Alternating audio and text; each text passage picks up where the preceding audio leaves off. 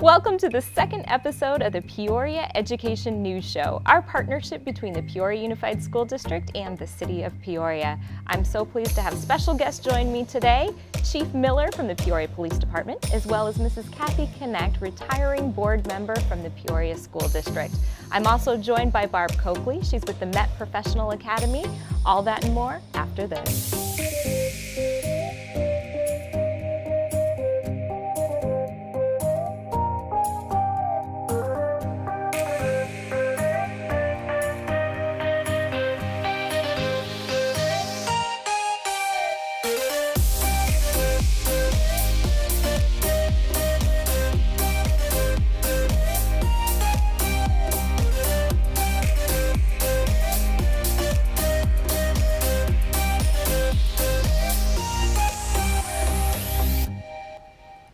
Well, I am so pleased to have the police chief from the City of Peoria here with me today, Chief Art Miller. Thank you so much for joining me on the show. Oh, thanks for having me. And you've been here now, the City of Peoria, just 2 months. Yeah, 2.5 months. It's gone by really fast. When I got here 2.5 months ago, it seemed very natural fit. I've been treated really well by the department members and the community. It's fantastic. Well, we're so pleased to have you. Thank you. Tell me just a little bit about your background. So starting from way back when, I did a majority of my career with Los Angeles Police Department. I worked a whole variety of assignments there, anything from patrol to investigations to administrative positions. I retired from there, and shortly after I retired, I went to the city of South Pasadena, which is a suburb of Los Angeles. I was a police chief there for 5.5 years. And then about 2 years ago, my wife and I looked in the Peoria area to retire to, and we purchased a home. And for the past year, I was commuting back and forth to South Pasadena, and it worked out really good for me. I had a very supportive council and city manager, and then the position came open here, and I was fortunate enough to be selected. Well, it seems like a natural fit. Yeah. What stands out to you about the city and just your short time here as the chief? What are some things that you've really been able to recognize over the last couple of months? Well, from a professional standpoint, I know that what I've recognized, and it comes to fruition, is that the highly motivated police force, very supported by a council and mayor, city manager. And the work that we do, it's a full-service police department. We handle all investigations, and that's on that part of it. A very engaged community, which is something I'm very familiar with and very comfortable in working in that environment. But just generally speaking about Peoria, some of the things that stand out with my wife Lynn and I people are super friendly. The vistas are beautiful. It's clean, beautiful skies, and just friendly people, friendly neighbors. It's a wonderful community, really for is. sure. It really is, and I'm glad to hear everyone's been so welcoming to you. As far as the school district goes, we could not do what we do every day if we didn't have the support of the Peoria Police Department. We're also in Glendale, so we're pleased to have that relationship with them as well. But in particular, we rely, I know, very heavily on your team and everything that you do to support us. Can you talk a little bit about some of the things that are important to you when it comes to public safety in schools? So the public safety in schools, I think, really begins at home, and it has to do with good parenting, good discipline with the children, and then having the parents have a good communication with the school district. Aside from that, the police department's role, we have 4 school resource officers that work in our schools. Very good relationship there, and I think it really ties the police department into the community even more, because we're able to affect people's lives in a positive manner. The safety of the children is foremost in all of our minds. Anytime there's a call at a school, not only do the school resource officers respond, but the patrol officers respond as well. So we have a very keen ear to the needs of the school district, and we'll always be there for them. Well, we've so appreciated that relationship over the years, and I know you mentioned the school resource officers, and I want to go back to them just a little bit. The work that they do is so important, and we've been really pleased to have them at every high school in our school district, 4 of them, as you said, in the city of Peoria. But I think what's really special about them is that they're more than just a police presence on campus. They're really a part of that campus community, and I understand we're getting 2 new ones that we'll be able to welcome soon. Right, we're going to be welcoming Andrew Marks and Beth Griffin. They'll be the new school resource officers. The reason they were chosen is because they're very insightful into what the city has to offer, and also that they're motivated and they want to do a good job for our school district. And you're right, the school resource officers do a lot more than just be a police presence. They're there for counseling, they're there for problem solving, and then also to work with the parents and the school staff to make sure that the children have the proper service that they need from our police department. Wonderful. Well, I know you also mentioned families and that being really important. So that was really interesting to hear. I couldn't agree with you more. What might be maybe some tips for families, some advice maybe you might share with families with children on how they can help work with the police department, work with the school district to ensure a safe community? Right. That'll be a tightrope I'll be walking right now then. Because I really do believe in personal responsibility and the responsibility of parents to do the good parenting job that they should do. So if it starts at home with applying responsibility to the children and give them tasks to complete and to follow through with, I think it really helps out later in life. And again, I'm a parent, so I went through that, so I kind of get it. I coached sports throughout the years, and one of the things that really paid off for me was instilling discipline and responsibility. So enough said on parenting. But what parents can do is to, if they hear something that their children are saying that doesn't sound right, talk to them, let us know, let the school know, and then we can follow up on that, whether it be cyberbullying or bullying at school, anything like that. Anything that doesn't sound right to them, they should follow up on it and not let it just sit. Let an authority figure know so that we can take the proper action, if any. And part of that's just being engaged in their child's life. We talk about that in the school district all the time, just trying to be actively engaged in what's going on with your child and what's going on at school. We know that that's so critically important. And so, yeah, totally is. And again, the more we're engaged in all facets of a child's upbringing, the better off we're all going to be. Absolutely. Well, thank you so much, Chief. Thank you. It's such a pleasure to have you here you. in Peoria. We look forward to a continued strong relationship with you and with all of your officers as well. Thank you so much. Thank you.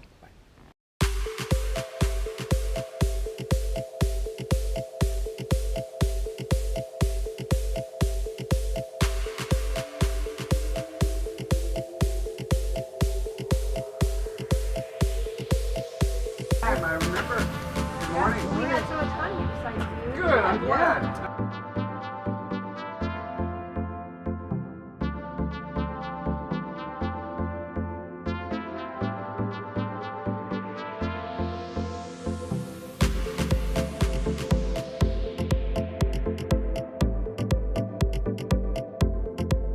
Continue to grow in that area. You'll get feedback as you're walking through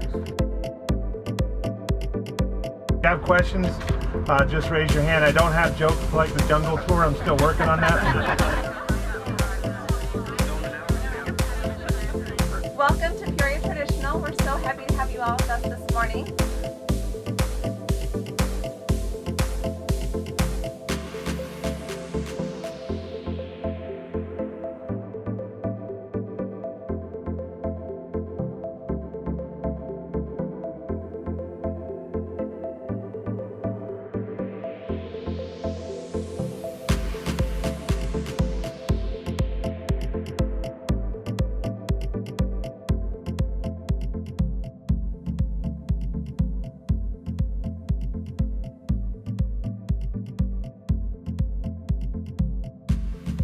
My name is Tatum Champion, and I'm here from Cheyenne to introduce all of you. So, welcome to our campus. All right.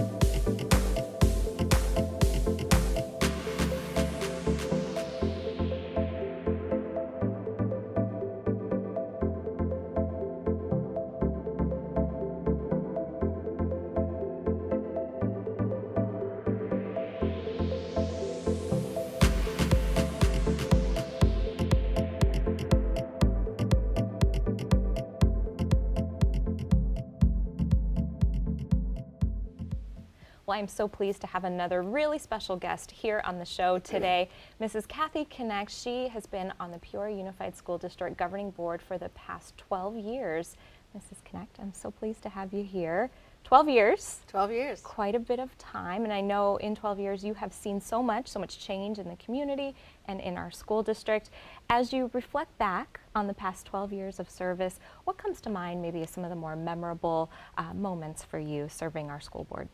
Oh gosh, so many memories, so many rewarding things that I've been able to be a part of. Certainly the first thing that we did when I came on the board was we made our campuses safer by ensuring that kids stay on campus at lunch, and that was actually a big fight. It was trial by fire for me, but I believe then it was the right thing to do, and we did that. And of course we saved Old Main. That was a tough decision to make, but not only did we save that historic building, but we put incredible programs in that building to serve different populations of our students. And speaking of the MET program and our Flex Academy that's there now, we have embraced an incredible number of choices for the students in our community. And I strongly believe that there's nothing except for maybe a religious education that the students in the Peoria School District can't take advantage of to make them well-rounded human beings and just open the doors for possibilities in the future. For future school board members that may come after you, I know we have at least one new school board member that will be joining here shortly in January, but for others that may have little ones and that may be in our community and thinking maybe they have something to give or that they might want to serve, what would you tell them about what it's like to be a school board member? What are some of the roles, responsibilities? What are some of the things that you do as a member of a school board? It's a really important job. It is the most local government that we have in our society, and I think that makes it so incredibly relevant. And of course, the impact of our schools on our broader community is so far-reaching. I mean, there's no level of our community, of our quality of life that isn't touched by what's happening in our schools every day. And you know, this is the spiel I give all the time because it's true. You know, whether it's safety in our community or whether it's our property values or the cohesion in our community. So I would just say to anybody who's considering this moving in the future that it's valuable work, it's important work, and again I'll say that your motives matter. It shouldn't be a bridge to higher office or to having power. It should be service to our community, and our community needs that. They need to have a voice. And they need to understand that what happens in the hub of our community goes on forever and ever and ever. And it's an investment of time and energy that, if it's done right, can impact everybody's future forever. You're so right. Something that really stands out to me about you, and really always has, I've known you for some time now, is your love for kids. And it seems you really do have a passion for our students and for learning. What does it mean to you when you get to go into our classrooms and see our students learning and see our teachers teaching? Well, gosh, it has been 12 years, so I've watched the evolution of even how we teach, you know, from 12 years ago to now, and it's exciting, and I think that whether we're reading a book to a kid or watching our robotics program, our kids are just so excited to be learning. And when I was a teacher, I used to talk about that light bulb moment when you can see that light bulb go off over a kid's head. And you know, my kids were little when I got on the school board, so I've really watched the evolution and had great opportunities to engage with them, their teachers, and their friends. And it's just so rewarding. I've also had the opportunity to hand literally tens of thousands of kids their diplomas, and knowing that they've had this opportunity to enrich their lives and go forward and be successful, and that we've been able to have a little part of that is so very important and extremely rewarding. It's been a fabulous experience. Very well said. Well, I know, Kathy, you will continue to make a very big impact across our community, across the state of Arizona, and whatever you do next, but we so appreciate your service to the Peoria Unified School District and to this community. You have most certainly left your mark. Thank you very much. Thank you. You can tune in and see all of the governing board meetings for the Peoria Unified School District live stream or replayed from our website, peoriaunified.org.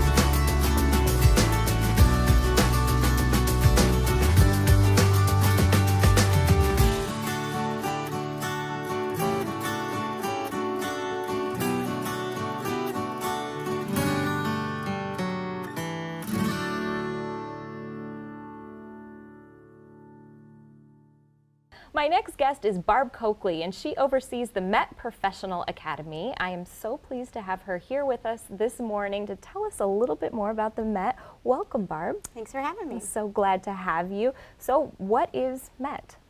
So MET is a profession-based education model that we're part of a national network called CAPS, Center for Advanced Professional Studies.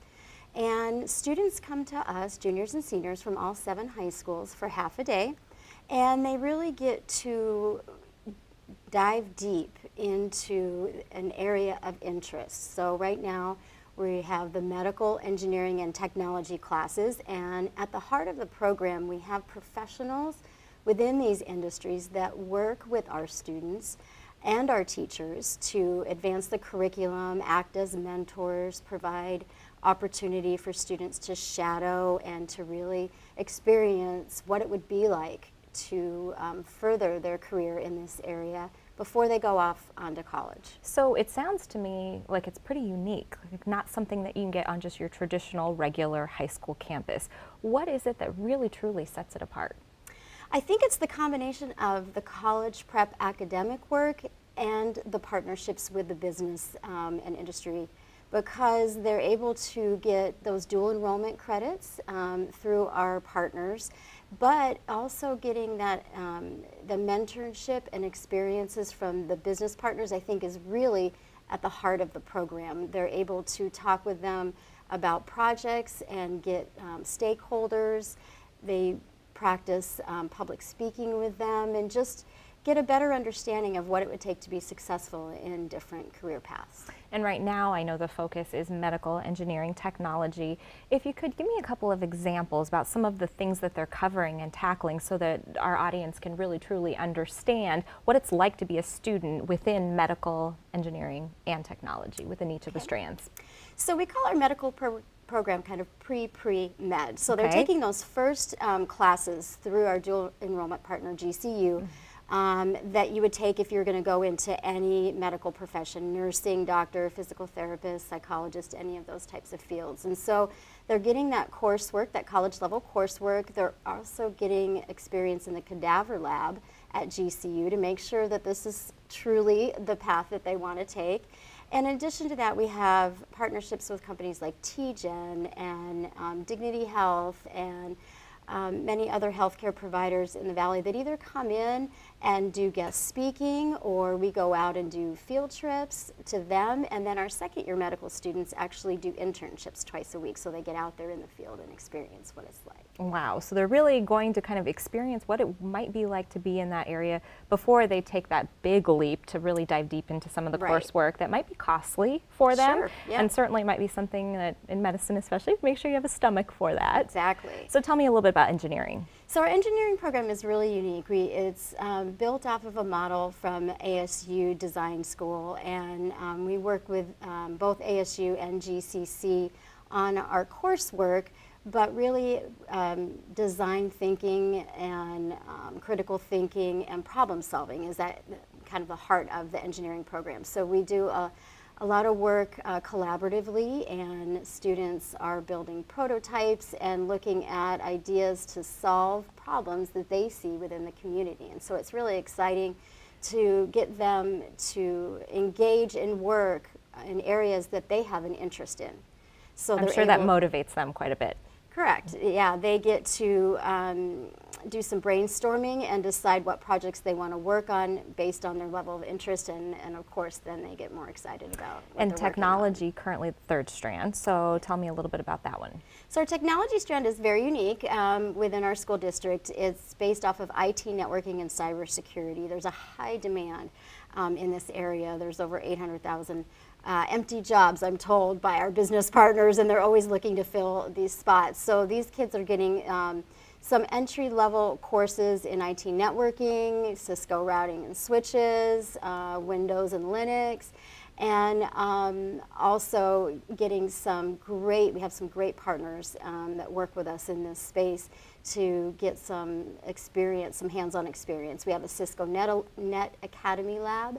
So once they learn certain principles, we have a lab there that simulates a server room, so they're able to really get some great hands-on work. And they can really apply some of those skills. So talk to me about what's next for Met. I know you have some really new exciting programs on the horizon. Yeah, we're thrilled to offer 2 new strands in the 2019-20 school year. The first one is entrepreneurship. Arizona is built off of entrepreneurs, and even if a student doesn't want to start their own business, we're hearing from our business partners that growth mindset or that entrepreneurial mindset is needed within companies as well as intrapreneurs. So it's a unique program. Probably within the state, we don't have a lot of specific entrepreneur programs available for high school students, and we partner with companies like SeedSpot, ASU Entrepreneurship and Innovation, Cahoots, and students really thrive in this area, and so we're happy to add it as a separate strand this year, coupled with graphic design. So students are able to use Adobe Creative Suite and take their ideas and are able to promote and market it through the graphic design work that they're going to do as well. So we're thrilled to be offering that in the fall of 2019, as well as bioscience. again, one of those industries that's just bursting. You can't turn on the news without learning about genetic engineering or DNA testing. And so a high demand growth area for our students. So we want to make sure that students from all 7 of our high schools have the opportunity to take bioscience innovations. So really merging that science and technology together and doing research-based projects. Well, you are just providing incredible opportunities for kids, of course, right over in the heart of Old Main, in the heart of our school district, really. What should a student do? You're already enrolling, I know, for the coming semester and for the fall, I believe. So what should a student do if they want to take part in this program? Well, first visit our website, get some additional information off the website. They can talk with their counselor at their home high school. All the counselors have all the information. And they can also schedule a tour with us. We do open houses, but we also do one-on-one tours to have students and parents come in to understand the program a little bit better, meet the instructors, some of the current students. And they fill out an application, turn it into their counselor, and we're reviewing those right now for next year, and we'll notify them by the end of the year. What an incredible opportunity for our students. Thank you so much, Barb, for being here with me today. Thanks for having me.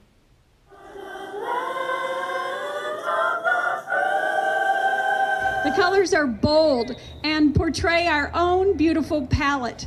The rust and browns of the Sonoran Desert and the mountains all around us, and the blues of the waters of our own Lake Pleasant and the Arizona skies.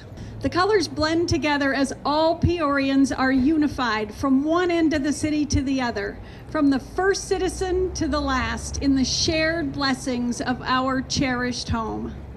The stars represent our past, present, and future, and they illustrate our shared principles of courage, the courage of our founding pioneers who conquered a harsh life in the desert, and strength of the men and women who steered our progress into the modern city that we know now, and pride, the pride in our city. That is the driving force that propels us to reach our full potential.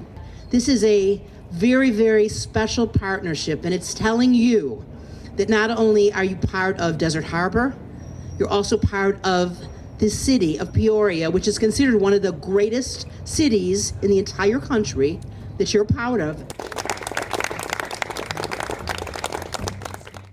That's all for today's episode of the Education News Show. Be sure to join us for our next episode where we focus on celebrating the holidays. We'll leave you now with images from Pioneer Elementary School as they celebrate Veterans Day.